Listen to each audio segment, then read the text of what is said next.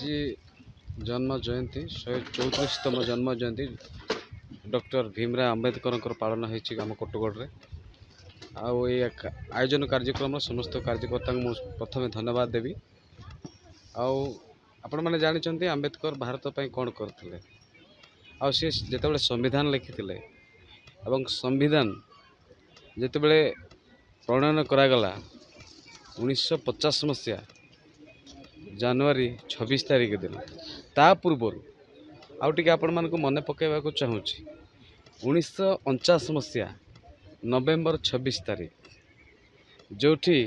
पाखापाखि 283 जनकर उपस्थित रे सेतबेले को मुख्य थिले सरदार वल्लभभाई पटेल, डॉक्टर राजेंद्र प्रसाद एवं से समय प्रथम प्रधानमंत्री जवाहरलाल नेहरू को उपस्थित रे से जिते संविधान देउथिले से समय गोटे मुरुखी हस हसी देते से मुरुखी हस से मैंने पचारे जे बाबा साहेब आंबेडकर आज आपण संविधान देउचंती एवं एते खुशी कहीं से गोटे उत्तर कही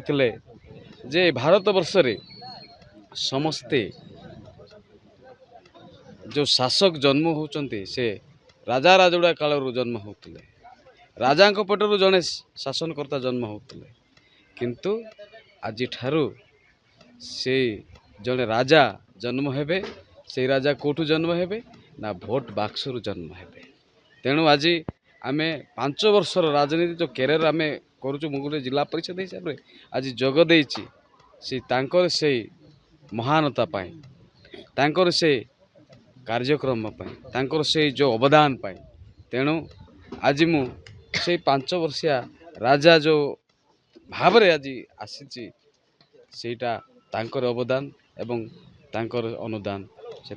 ये कार्यक्रम बहुत सुंदर भाव एवं बहुत सुंदर भाव परिचालित है। ये कार्यक्रम समस्त भाई मानक धन्यवाद दूची बहुत धन्यवाद। देखंतु आज गोटे आमर जो 134तम आंबेडकर जयंती आमर आंबेडकर विचार परिषद कटगढ़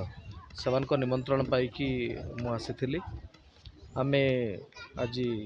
तांकर विचारधारा तांकर संघर्षमय जीवन भारतीय संविधान रो कार्यकारिता एवं तांकर जो दिग्दर्शन जहाँ किछि परिवर्तन आसुची सोसाइटी रो डिफरेंट चैलेंजेस सब अच्छी विभिन्न प्रकार नीति नियम कानून सरकार जहाँ अच्छी आम एसटी लोकों जिते प्रोटेक्टिव लेजिस्लेशन अच्छी तांकर से सब विषय आम आलोचना करूँ एवं जनसाधारण को अवगत करूँ। मोट उपरे कहबाकू गले आंबेडकर तांकर जीवन दर्शन एवं तांकर मानववाद चिंताधारा उपरे आम पर्याप्त आलोचना करूँ एवं मानव कल्याण पाई